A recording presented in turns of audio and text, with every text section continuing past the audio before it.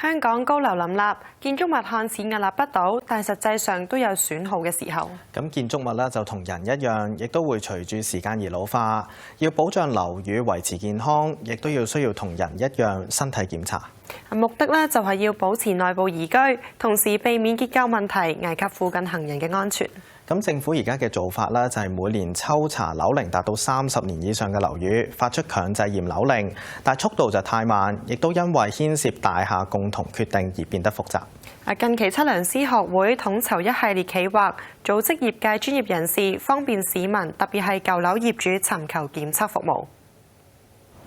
喺香港有超過60成嘅私樓樓齡都超過30年以上。如果大家買入呢一啲二手樓，最關心咧就莫過於係樓宇結構問題。最新香港測量師學會就推出咗樓宇醫生企劃，大家可以透過企劃嘅內容，聘請合資格嘅專業人士去為自己嘅單位檢查樓宇質素。針對樓齡高嘅物業，更加要嚴陣以待。就例如呢一棟樓齡過半百嘅唐樓，作為醫生嘅建築測量師 Vincent， 仲未上到單位就已經喺度觀察緊樓宇外部。我哋裏邊有一個好重要嘅項目，就係樓宇嘅外部嘅構件。咁外牆構件其實係即係外部構件咧，其中一種嚟㗎啦，亦都係最重要。因為如果個外牆有咩問題，譬如有石屎剝落，有啲嘅僭建物外咗跌落街，其實所有業主將來你買咗樓宇之後咧，你都會承擔個法律責任嘅，或者你要拎錢夾錢出嚟做維修保養嘅。咁我哋所以都要理解樓宇嘅整體外牆狀況。咁我呢個咧係我哋首先驗樓嘅第一步。協助市民就二手樓嘅狀況做全面專業嘅身體檢查，正正係企劃嘅目標之一。提供二手住宅物業標準買賣檢查報告範本，列出標準檢驗項目嘅範圍、結構、防火、排水、機電等等嘅狀況。其中一項就係外部構件。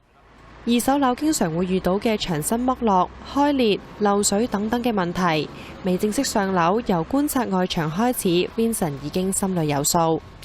行上樓再望望，牆身有多條裂紋，樓梯又滿佈雜物，呢一啲全部都可以記錄在案。透過呢一份標準報告指定嘅項目，專業人士可以更加有系統咁記錄單位嘅問題所在，作為單位現狀嘅一份詳細證據，俾按揭、出租、將來轉讓甚至係買賣程序嘅參考文件。呢個單位嘅廚房曾經違例改裝，由原則嘅梗廚改咗做開放式。報告亦都會以專業描述嘅方式記錄呢一個情況。通過我哋樓宇醫生企劃咧，我哋有一個嘅檢驗二手樓嘅一啲嘅檢測範本嘅。咁我哋利用呢個範本裏邊一啲嘅項目咧，我哋根據裏邊嘅項目，我哋羅列嘅清單，我哋就記錄晒嚟我哋所有嘅狀況啦。咁同埋業主咧，亦都可以通過我哋呢個企劃裏邊人嘅我哋嘅專業公司嘅名單咧，揀選我哋嘅專業公司嚟同你做個檢測啦。大家可以喺個範本裏邊講得出我哋嘅，譬如間隔嘅內部嘅構件啦，我哋有個結構安全嘅問題啦，甚至乎我哋嘅防火安全嘅一啲嘅項目，我哋都可以羅列一地。咁甚至乎一啲機電設備，譬如我哋嘅啲水喉啊、喉管啊，甚至乎我哋嘅電器電線嘅安裝，會唔會出現啲風險？其實呢個範本裏邊咧，都有一個好詳細嘅一個分類。經測量師學會肯定嘅測量行會獲頒授樓宇醫生標誌認證，亦都設有3份專家名單，分別列出滲水、裁定、歷史建築3方面嘅專業人士。市民可以透過學會嘅網站揾到聯絡方法。樓宇醫生企劃裏邊咧有一個元素就係我推出呢個專家嘅名單。咁我哋有3大專家，其中一個就係滲水評定嘅專家嘅。咁我哋建築測量師做咗滲水評估好多年㗎啦。咁但係今次我哋有系統地歸納埋我哋個企劃裏邊咧，其實我哋希望公眾咧就係可以利用到我哋建築測量師嘅專業，去從一個好基礎、好科學化同埋好技術性去分析滲水源頭，揾出滲水解決嘅方案。嗱，點解咁重要咧？因為我哋而家坊間好多滲水嘅糾紛嘅，一年裏邊有4萬幾5萬宗嘅投訴，但係可以攞到結果嘅咧，其實唔超過15%到嘅啫。咁所以咧，我哋希望可以利用呢個企劃，更加大力推動我哋呢個專家參與個評估滲水問題嘅服務，亦都公眾亦都知道我哋呢個企劃裏邊嘅認可嘅專家係可以有專業能力，同埋我哋有一個統一嘅評估方法幫到公眾。咁所以呢個企劃呢，我哋係有多管齊下嘅功能嘅。企劃仲會推出先導計劃，設立樓宇事務專家裁定中心，針對常見嘅滲水、裝修、維修同埋保養工程等等爭議，推薦合適嘅技術專家為爭議內容作出專業評定，甚至喺上庭之前協助解決爭議。測量師會整合內外問題，按狀況評級，同埋會列明處理嘅緊急程度，更加有系統咁解決問題，同埋理順修復同埋處理方案。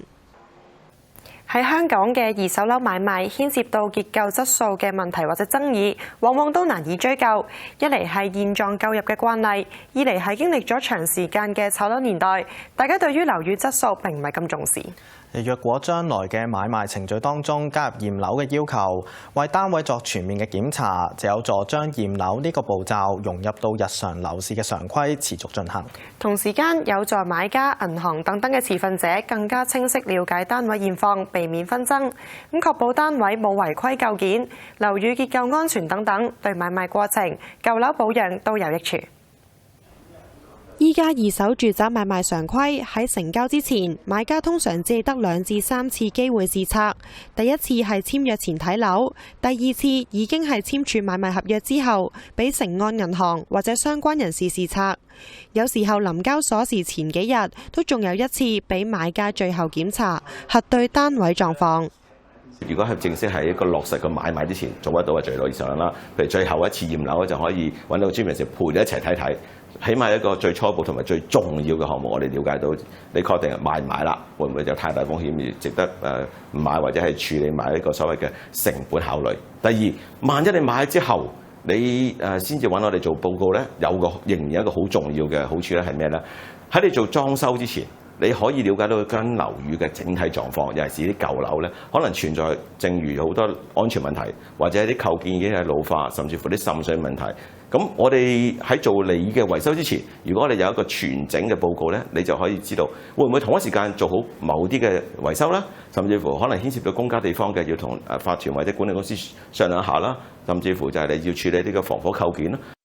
學會倡議將來喺買賣流程入面加入提交二手樓驗樓報告要求，使交易之前買家更加清楚物業狀況。呢一種做法喺外國比較常見，例如喺澳洲，買方一般都要先睇下樓宇質素報告，確認單位冇違法構件，清楚樓宇健康狀況，先簽署買賣合約。其實你叫業主申報呢，就都唔係好專業，同埋有少少主觀成分嘅。咁同埋睇下佢老唔老實啦，係咪如實咁申報啦？定有啲明知都唔寫啊，咁樣係唔排除有啲可能性。咁你用咗第三者一個專家嘅身份去填呢啲資料咧，就比較客觀啦。同埋咧，佢會對翻屋宇署裏邊嘅圖則。咁所以咧，有咗呢份嘢嘅話咧，就一定會對嗰個買賣有幫助。如果因為樓宇問題喺物業買賣過程出現爭議，往往需要建築專業人士提供專家證供。不過依家對報告嘅指引都比較模糊，學會建議檢驗框架更加清晰，從而增加報告嘅公信力。